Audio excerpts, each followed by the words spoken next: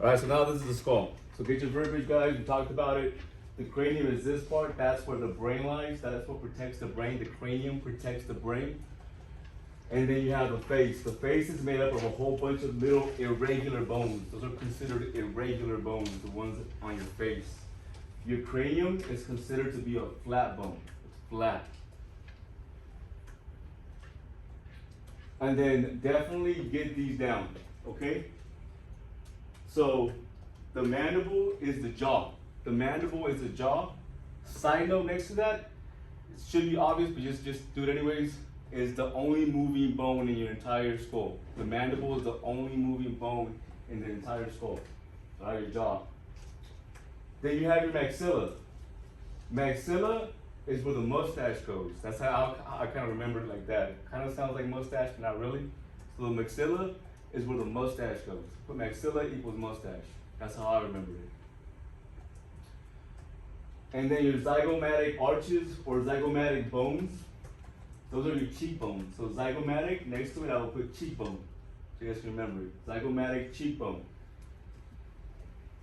Then you have your nasal bones and your orbits, which are made of individual little bones.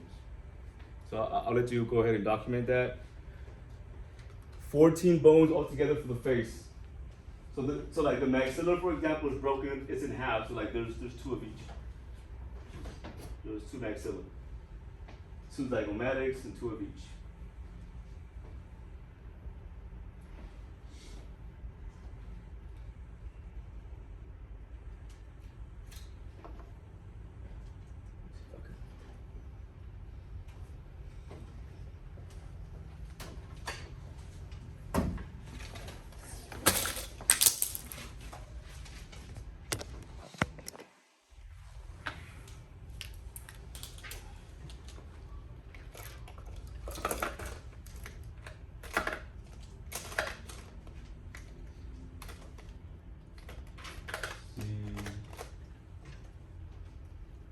Alexis? Yeah. Okay, Alexis, what is my ratio from compressions to ventilations when there's two people working on a pediatric?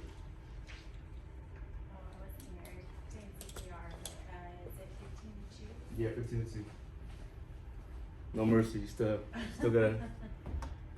All right. You guys still going? Okay. Here's the bones again, in case you want to just make sure you have them right. There's your bones. Again, mandible. So mandible.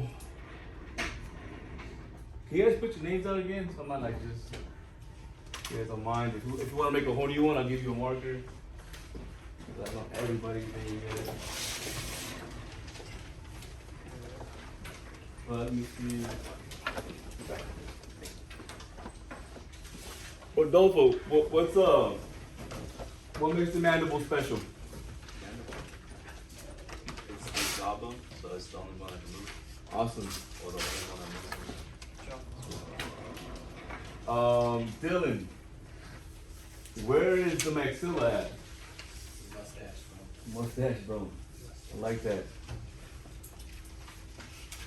Matt? Yeah. Matt, the zygomatic arches or zygomatic bones, what are those? They're right here. Cheekbones, good. Okay, so besides the face having its own bones, the cranium itself is broken down into different sections. You have your frontal, so that one should be easy. The front plate is called the frontal. That one should be the easiest one. Then the back plate right here, and you guys can see the division point. There's these little squiggly lines. Those are the division points. The occipital is the back part, or occipital. Parietal, you have two of them. So you have two parietal, they're both on top right here. Those are your parietal. And then you have your temporal, which are on the side where the ears are. These are your temporal. One thing that you have to, that I would notate, besides the actual names, is I would put a note next to the temporal bone. That is the thinnest part of your cranium. That is the thinnest part of the entire cranium. It's also important to note that because you have an artery that travels right underneath the temporal bone. So if you ever come across a patient that has an indentation here because they got assaulted or hit, I would be very concerned with internal cranial bleeding. All right? There's an artery, you said? Yeah, there's an artery going through here, right underneath the temporal bone. And the blood that goes through an artery, where is that coming from?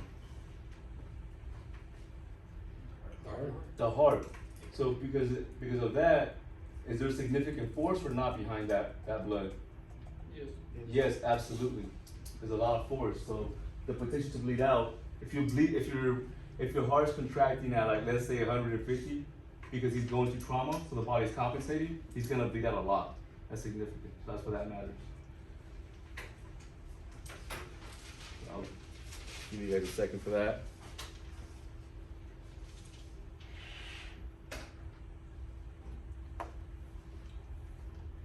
Let's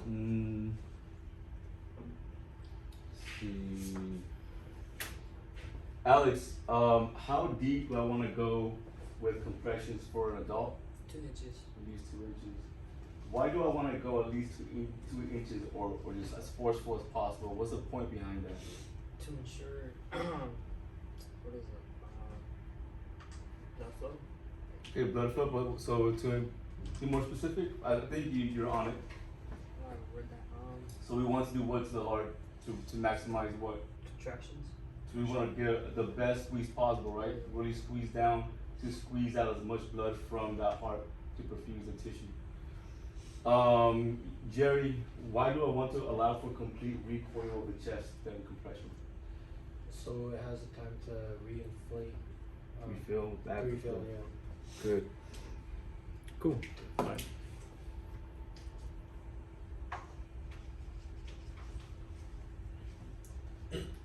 San, why don't I want to go above more than 120 compressions per minute, like miles per hour, my rate? Why should it not be above 120?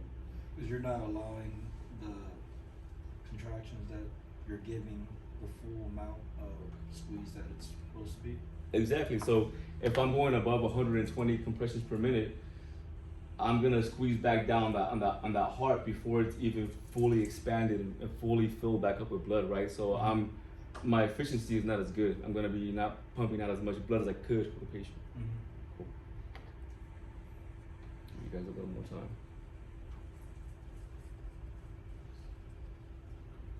Also, I forgot to talk about this. So right here where these bones meet, there's still a joint. Anytime any bones meet, it's still a joint. This joint is called the suture joint. Okay, it's a joint that doesn't move. That's just where two bones connect. Because these two are right here at the suture point. When you're a baby, they're actually like separated to allow your head to grow as you grow, and then it solidifies when you get older, and then it turns into these sutures right here. Okay. So as far